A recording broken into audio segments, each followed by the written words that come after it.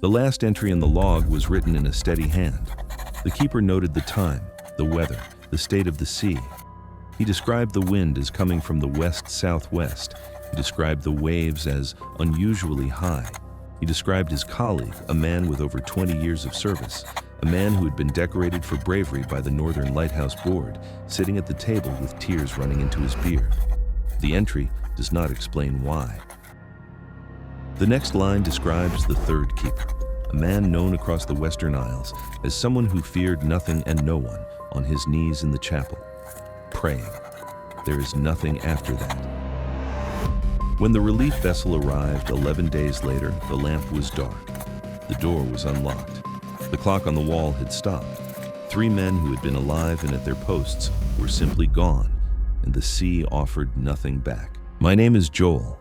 I find old accounts of things that happened to working people in dangerous places, things that were left out of official records and never spoken of again. If you've got a story of your own, the link to submit it is in the description. And if you want more of these, subscribing is the best way to make that happen. That log was recovered from the Flannan Isles Lighthouse on the 26th of December, 1900.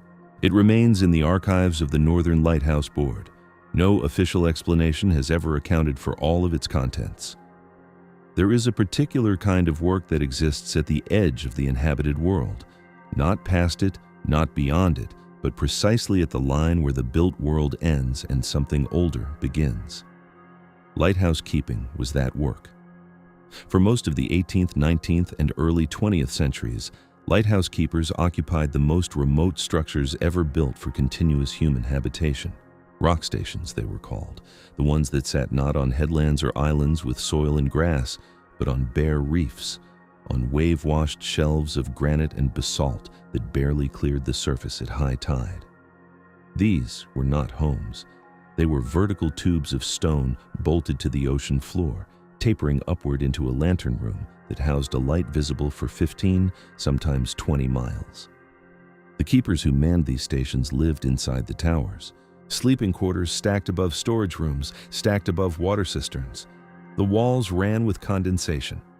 In winter, the cold came through the stone like something alive, settling into joints, into lungs, into the marrow.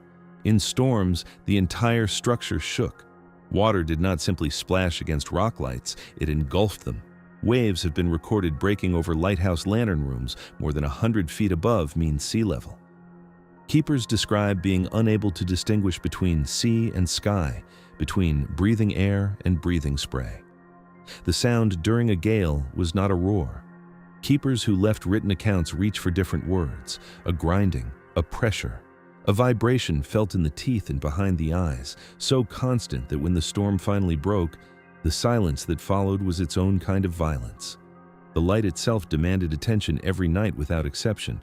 The lamp burned oil, later paraffin, and the mechanism that rotated the lens, a clockwork assembly of weights and gears, had to be wound by hand at regular intervals throughout the dark hours. A keeper's night was never a full night of sleep. It was a series of watches, 2 hours on and 4 hours off, climbing the stairs to the lantern room in the dark, trimming the wick, winding the mechanism, recording the weather in the logbook, then climbing back down, then climbing back up. The stairs in a rock light were spiral, tight, worn smooth. Keepers did them in the dark because lamp oil was for the light, not for comfort. During the day, there was maintenance, always maintenance, painting, cleaning the lens, which was made of hand-ground glass prisms and was worth more than anything else on the station, including the keepers, polishing brass fittings, repairing the foghorn apparatus, checking stores, and waiting. Waiting for weather to break, waiting for relief boats that came on a schedule but arrived at the mercy of the sea.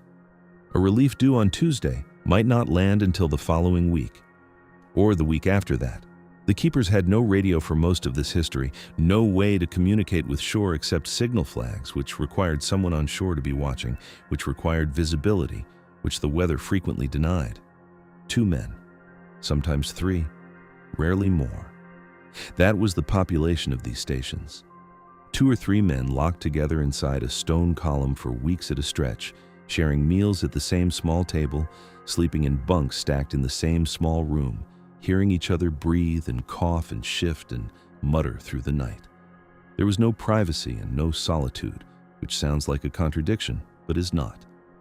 You were never alone, and you were always isolated. The company of another person and the presence of another human mind are not the same thing, and keepers learned this the way they learned everything else: through endurance.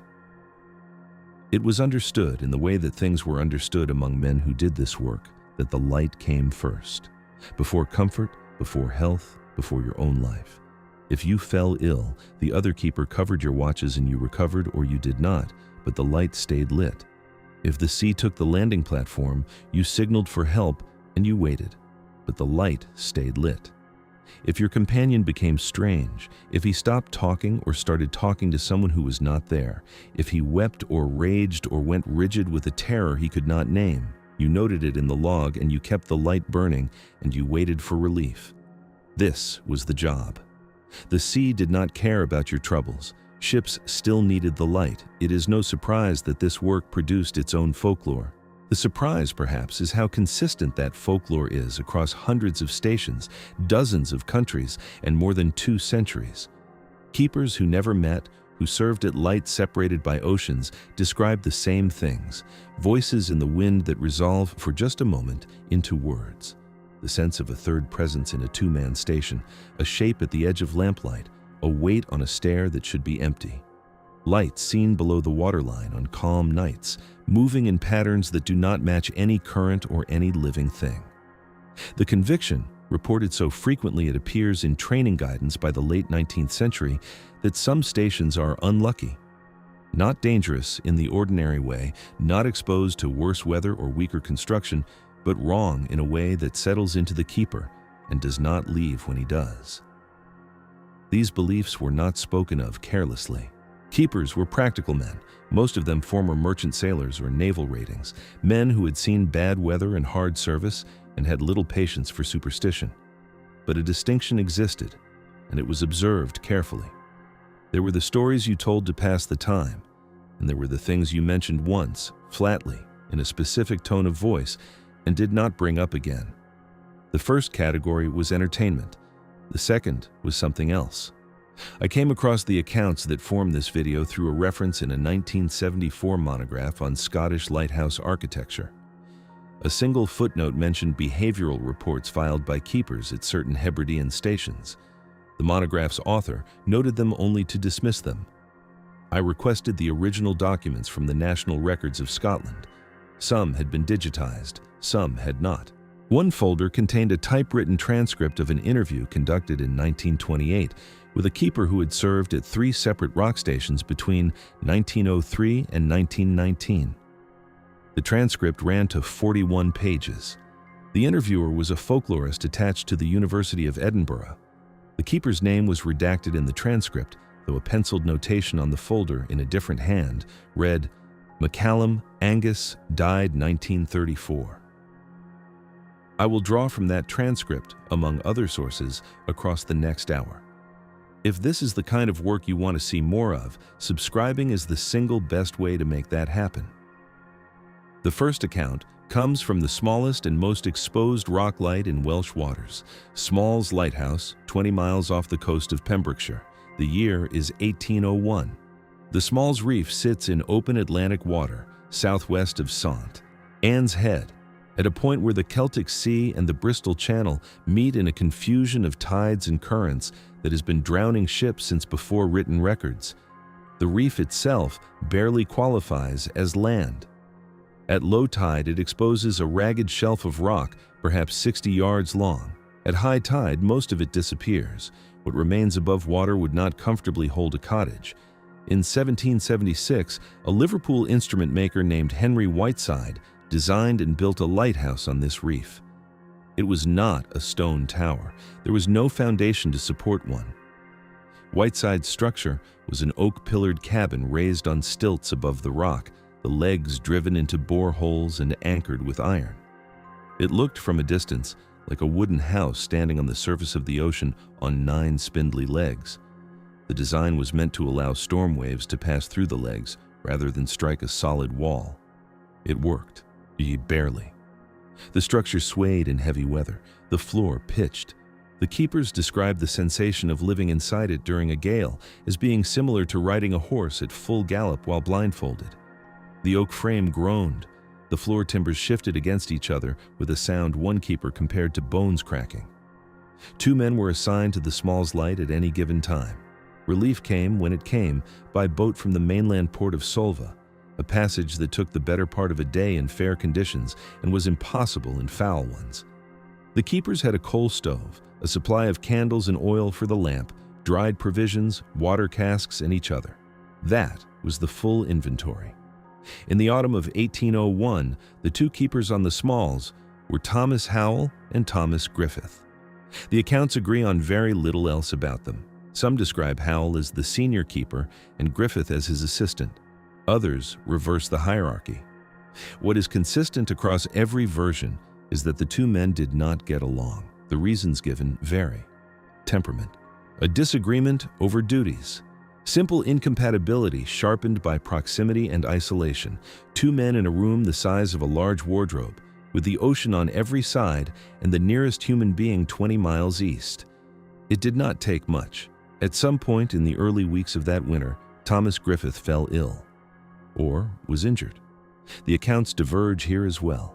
Some say he had been sick for days, growing weaker, unable to take his watches. Others say the death was sudden, an accident with equipment, a fall. One 19th century retelling claims the men fought and Griffith struck his head. This last version has no contemporary support, but it persists, and it matters because of what it implies about what came next. What came next is this: Thomas Griffith died. Thomas Howell was now alone on the Smalls Reef with a dead man and no way to reach the mainland. He knew what the standard practice was. When a man died at a light station, the body was committed to the sea. This was practical. Yes. Dead men spoil, and storage space in a lighthouse is measured in inches. The sea was the graveyard, the same as it was for sailors. But Howell did not put the body in the water. The reason, as it has come down through every account, was fear. Howell and Griffith had been known to quarrel. They had been heard arguing on the relief boat's previous visit. If Griffith's body was never recovered, if Howell returned to shore alone and said only that his companion had died and been buried at sea, who would believe him? The body was the proof. Without it, the silence around Griffith's death would fill with suspicion, and suspicion in a small Welsh port town in 1801 could end at the gallows. So Howell kept the body. He could not keep it inside. The cabin was too small, and the smell would have been immediate, so he made a box. The accounts describe it as a rough coffin built from whatever timber he could find, spare planks, parts of shelving. He nailed it together, placed Griffith's body inside, and lashed the box to the exterior gallery railing of the lighthouse. Then, he lit the lamp, trimmed the wick, wound the mechanism, and waited for the relief boat. The relief boat did not come. A storm system moved in from the Atlantic and settled over the Celtic Sea. The weather turned foul and stayed foul. Seas built. Wind drove rain horizontal. The Smalls Light was visible only in brief gaps between squalls, and even then, no boat could have made the crossing. From Solva, watchers with telescopes could sometimes see the light burning. Sometimes they could see the structure itself, the wooden legs flexing against the waves, the cabin pitching. Sometimes they could see a figure moving on the gallery. Inside the lighthouse, Thomas Howell kept the light burning. He trimmed the wick and wound the mechanism and climbed the stairs and descended the stairs and ate from the provisions and recorded the weather in the log. Outside the lighthouse on the gallery, the box containing Thomas Griffith was taking the full force of the Atlantic. How long the storms lasted is disputed. Some accounts say weeks, others say the better part of 4 months. The most conservative modern estimates suggest it was at minimum several weeks and possibly as many as 14. During this time, the wooden coffin, which had been built in haste from inadequate materials, began to fail. The sea is patient and thorough in its destruction. Salt spray worked into the joints, wind flexed the planks, the nails corroded. At some point, the box broke open. Not entirely, not all at once, but enough. The body, which had been sealed inside, was now partially exposed to the elements. The ropes Howell had used to secure the coffin to the railing held, but the coffin itself was no longer intact. Griffith's body shifted within the wreckage. One arm came free. This is the detail that appears in every account without variation across 2 centuries of retelling. The wind, the constant, unrelenting wind that is the dominant fact of life at any Atlantic rock station, caught the loose arm and moved it. Passing ships, unable to land at the reef but close enough to see the gallery, reported a figure at the railing. A man, standing at the edge of the lighthouse, waving. The motion was strange, they noted, stiff, repetitive. But it was recognizably a wave, the way you would signal to a distant ship, the way you would say, "Come here, come closer, I need help." They did not know they were watching a dead man. Thomas Howell was inside the lighthouse during this time.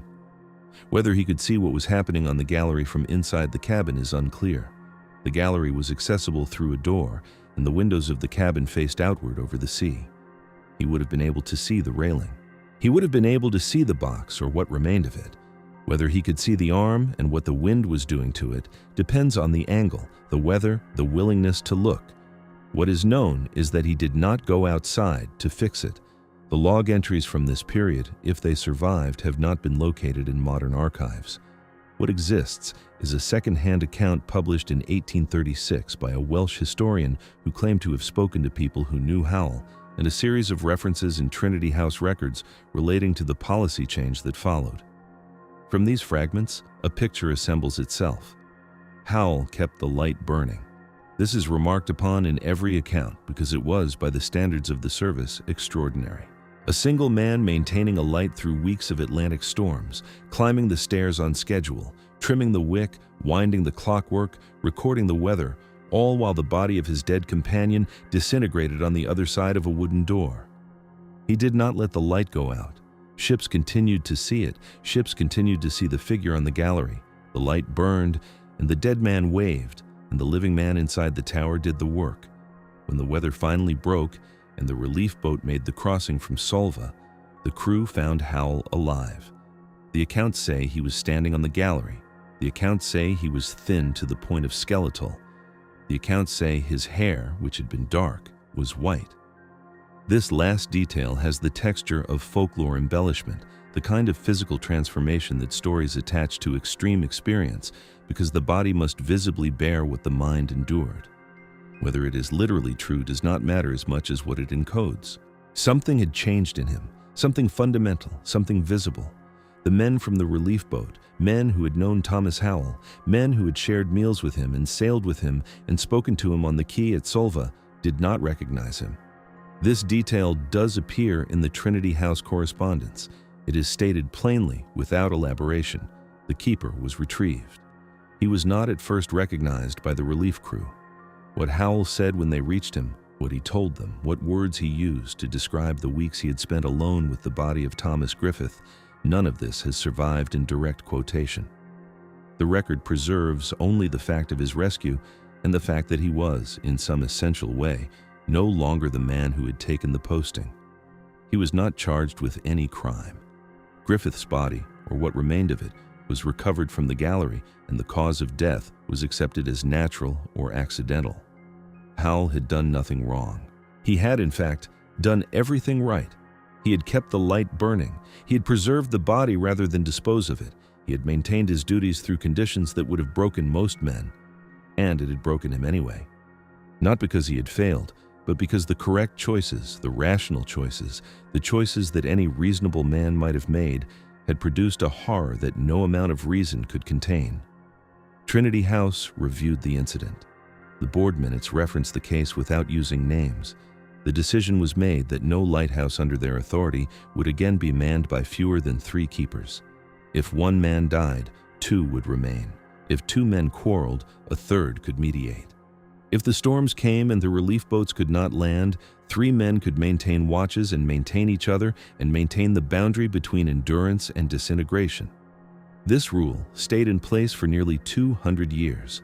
The Smalls Light was rebuilt in 1861, the wooden structure replaced by a proper stone tower designed by James Douglas. It stands there still, automated now, unmanned since the keepers were withdrawn in the late 20th century. The reef is the same. The sea is the same. The wind is the same. Thomas Howell returned to shore and lived out his remaining years.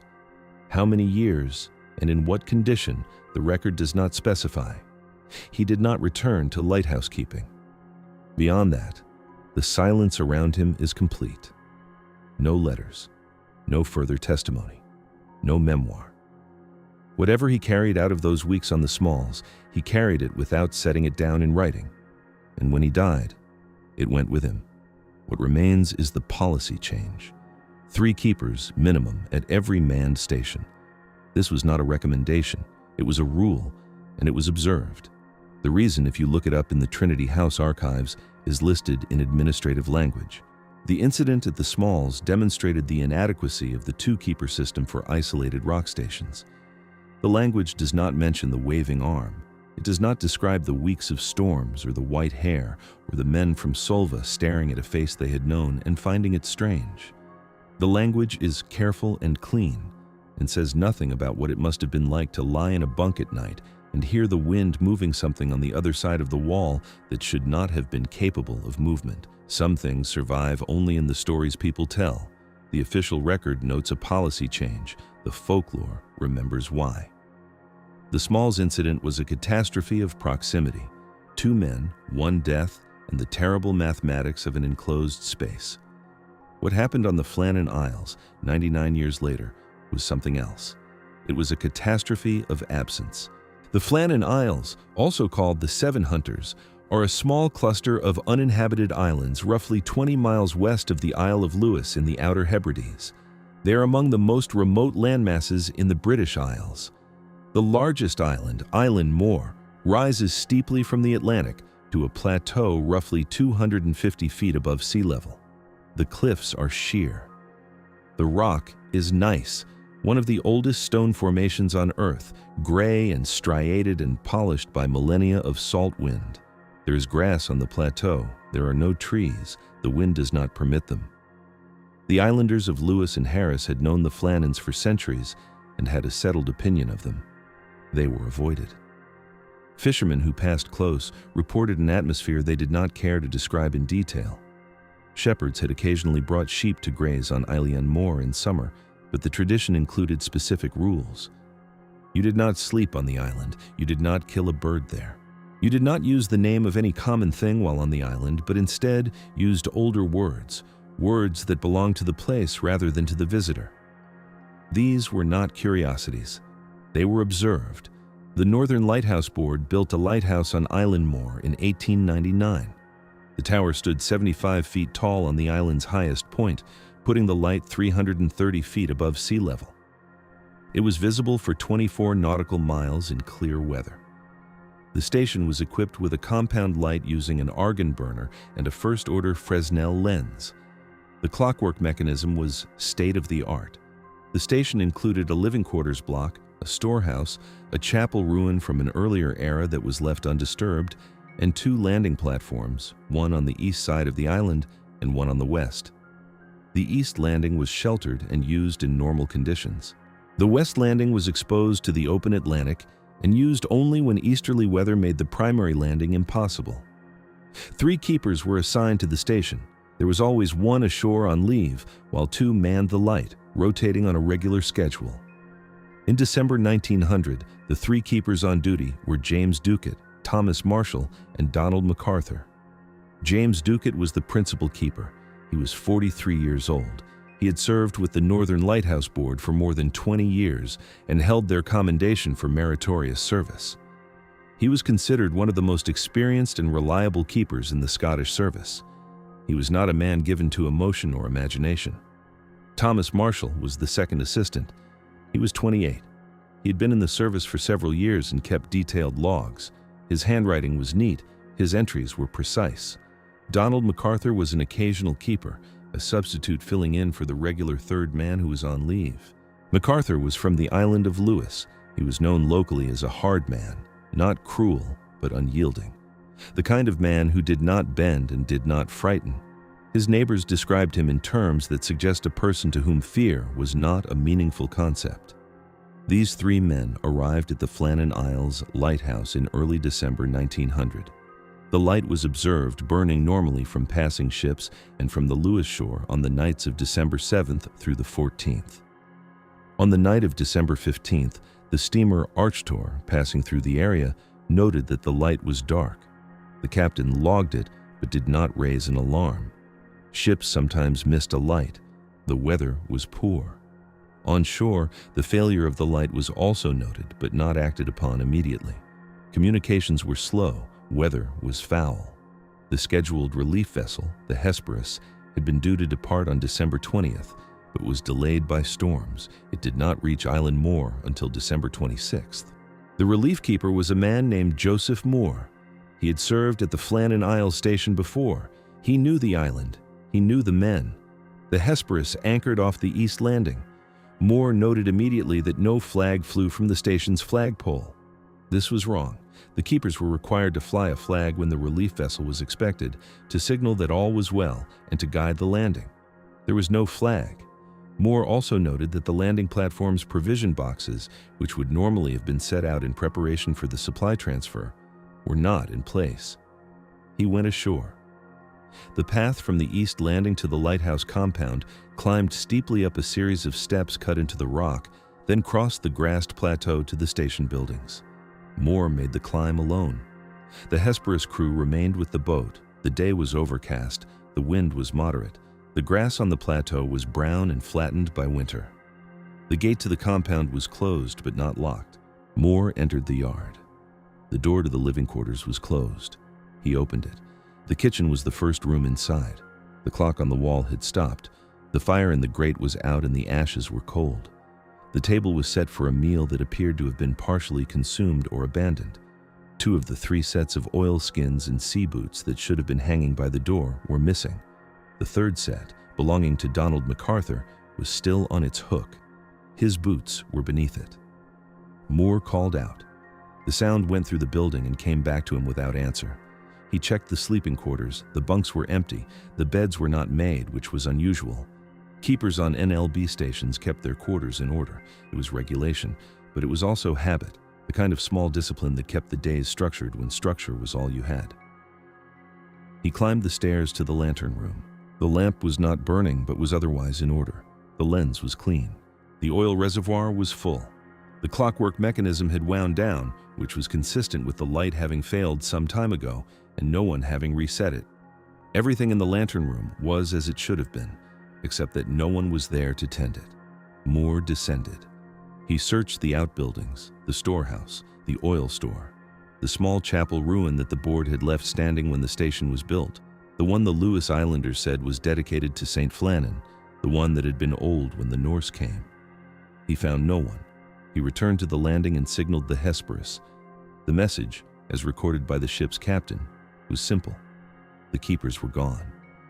All 3. No sign of them on the island. A search party came ashore. They covered Island Moore systematically, which did not take long. The island is not large. They found no bodies. They found no wreckage. They found no note or message beyond what was written in the station logbook. The logbook became the center of everything that followed.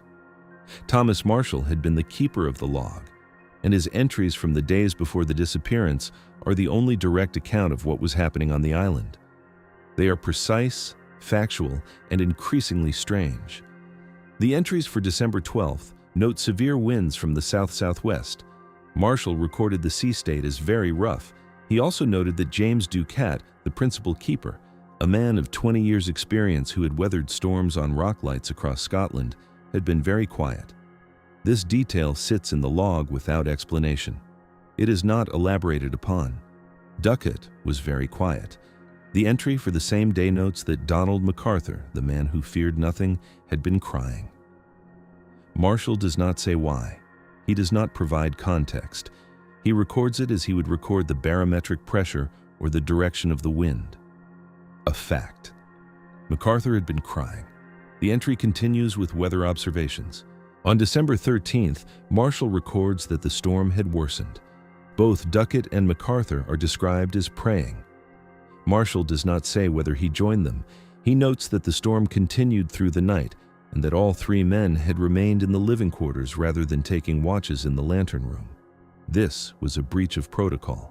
Keepers maintained the light regardless of weather. That was the entire purpose of the station. If they were not in the lantern room, if they were instead together in the quarters, something had overridden the central imperative of their profession. The final entry is dated December 15th. The storm, Marshall writes, has ended. The sea is calm. The entry is brief. It ends with a single line that has been quoted, debated, and analyzed for more than a century. God is over all. There's nothing after that. The investigation that followed was conducted by Robert Muirhead, the Northern Lighthouse Board's superintendent. He arrived at Island Moor on December 29th and made a thorough inspection of the station and the island. His report is a careful, methodical document. It describes the physical evidence in detail. At the West Landing, the one facing the open Atlantic, Muirhead found significant damage. The iron railings along the path leading down to the landing platform had been bent and in some cases torn from their mountings. A heavy stone block, estimated at more than a ton, had been displaced from its position above the platform. A life buoy that had been secured to the railing was missing. A coil of rope that had been stored in a crevice near the landing was gone. The turf at the top of the cliff above the West Landing had been torn away to a height that seemed inconsistent with any wave action Muirhead had previously witnessed at the site. At the East Landing, which was sheltered and where the Hesperus made its approach, there was no damage. Muirhead's conclusion was that two of the three keepers, Duckett and Marshall, had gone to the West Landing during or after the storm to secure equipment or assess damage. They had been wearing their oilskins and boots. Something had happened at the landing. A wave, perhaps a rogue wave of extraordinary size, had struck the platform and swept them into the sea. MacArthur, hearing or seeing the disaster, had rushed from the living quarters without stopping to put on his oilskins or boots and had gone to the West Landing to help. He too had been taken by the sea. This is the official explanation. It has been the official explanation since January 1901. It accounts for the missing oilskins, the missing men, the damage at the West Landing, and the absence of MacArthur's outdoor clothing from his body. It does not account for the log entries. If the storm was natural, if the waves that struck the West Landing were simply large waves driven by a winter gale, then the log entries are inexplicable. Duckett and MacArthur were experienced men. Duckett had served 20 years. MacArthur, by every account, was constitutionally incapable of the kind of fear Marshall described. These were not green recruits frightened by their first storm. They had lived through worse. The Flannan Isles lighthouse was a shore station on a high island, not a rock light awash at sea level. A storm, even a severe one, should not have reduced a decorated veteran to silence and a fearless man to tears and then to prayer. The log entries describe men who were not merely weathering bad conditions. They describe men who were experiencing something that fell outside their frame of reference, something that three experienced keepers, men who had made the sea their profession, could not reconcile with what they knew about how the world worked. And then the storm ended, and the sea went calm. And Marshall wrote, "God is over all." And then the three men left the living quarters and went out onto the island and did not come back. Muirhead's report does not address the log entries in detail. He quotes them. He does not interpret them. The report recommends enhanced safety protocols at the West Landing and notes the loss of the three keepers as a tragedy attributable to the sea. The file was closed. The people of Lewis, when they learned what had happened, were not surprised. They were grieved, but they were not surprised. The Flannans had always been what they were. The old rules, the rules about not sleeping on the island, not killing birds, not using common names, these had existed for a reason. The lighthouse had been built despite those rules. The Northern Lighthouse Board had not asked the islanders for permission or for counsel. They had brought their stone and their brass and their precision instruments, and they had built their tower on a place that had been left alone for a reason. And now 3 men were gone, and the sea had not given them back, and the islanders could have told them. Some of them said they had told them. The Flannan Isles lighthouse remained manned after the disappearance. New keepers were assigned. The light burned. The watches were kept. But the station acquired a reputation within the service that no amount of rationality could displace. Keepers who served there reported unease they found difficult to articulate. Some requested transfers, some completed their rotations without incident and said nothing about it afterward, which, in the culture of the service, said more than any complaint. In the 1928 transcript, the one I mentioned earlier, from the University of Edinburgh folklorist's interview with the keeper whose name was penciled as McCallum, there is a passage that addresses the Flannans directly. McCallum had not served there himself, but he had known men who had, and he had known James Duckett personally. The interviewer asks McCallum what he believes happened. McCallum's response, as transcribed, is 9 words long. They saw something. And then they went to it. The interviewer presses for elaboration. McCallum does not provide any. The transcript notes a long silence. Then the conversation moves on to other matters, and the Flannans are not mentioned again. There is a version of Lighthouse folklore that is comforting in its strangeness. Phantom keepers who appear during storms to trim lamps at unmanned lights. Ghost ships that follow a bearing toward a beacon that was decommissioned decades ago. The Grey Lady of certain English stations, a figure seen on catwalks and in lantern rooms, always described the same way, always vanishing when addressed. These stories circulate among keepers and maritime historians, and they have the quality of campfire tales, unsettling but contained, bounded by narrative, safe to repeat. The accounts I want to close with are not like those.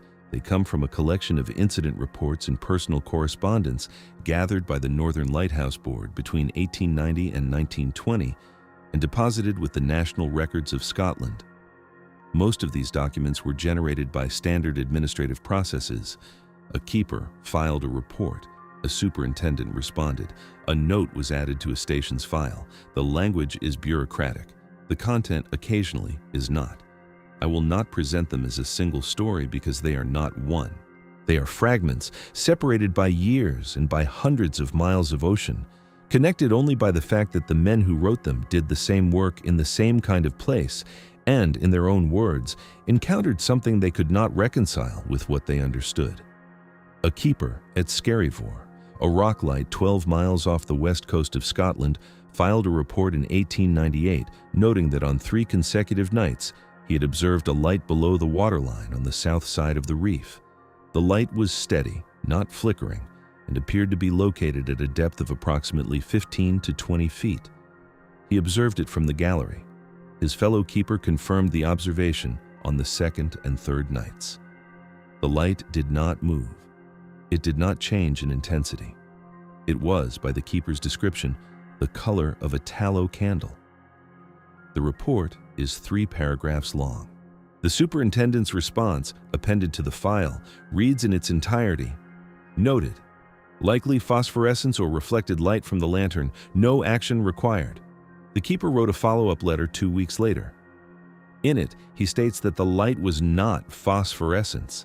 He had seen phosphorescence many times, and this was not it. Phosphorescence drifts. This was stationary. Phosphorescence is diffuse. This had an edge to it, a defined boundary. And the light from the lantern room could not have been reflected to that position at that angle. He had checked. There is no response to the follow-up letter in the file. A different keeper at Dub Artash, another rock light, this one 15 miles west of Colonsay, wrote a personal letter to a friend in 1911 that ended up, through a chain of inheritance and donation, in the archives of the Museum of Scottish Lighthouses at Fraserburgh. The letter is mostly about domestic matters, his wife's health, his daughter's schooling, the price of coal. Near the end, in a passage that reads as though he almost did not include it, he writes about a night when his companion keeper was ill and he kept watch alone. He describes climbing to the lantern room at 2 in the morning to wind the mechanism. The night was calm, no wind, no sea to speak of. The kind of night that should have been a relief after the constant battery of weather. He wound the clockwork. He checked the oil level. He looked out through the lantern room glass. The sea, he writes, was flat, perfectly flat, and across that flat surface, approaching the lighthouse from the northwest, something was moving. Not a ship, not a whale, not flotsam. He describes it as a wake without a vessel, a V-shaped disturbance in the water, moving steadily toward the reef, as though something large were traveling just below the surface. He watched it. It came within 200 yards of the base of the lighthouse, and then it stopped. The wake subsided. The water went flat again. He stood in the lantern room for another hour. Nothing else happened. In the morning, the sea was normal. He told his companion nothing. The letter does not speculate about what he saw.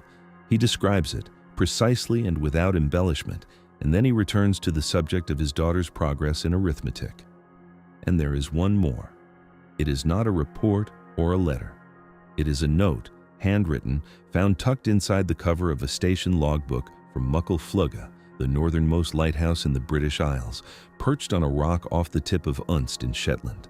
The logbook dates from 1907. The note is undated and unsigned. The handwriting does not match any of the log entries. It reads, "It is not the wind. I have heard the wind every day for 3 years, and this is not the wind. It comes from below the station. It comes at the same time. It knows we are here." There is nothing else. No context, no name, no continuation. Someone wrote those words, placed the paper inside the logbook, and either left the station or returned to work. The note remained undiscovered until the logbook was transferred to the archives when Muckle Flugga was automated in 1995. These fragments are what survive. They survive because someone wrote them down, and because the paper was preserved, and because an archivist filed them, and because no one with authority thought them important enough to remove. They exist in the margins of official records, in the spaces between weather observations and oil consumption figures and maintenance schedules.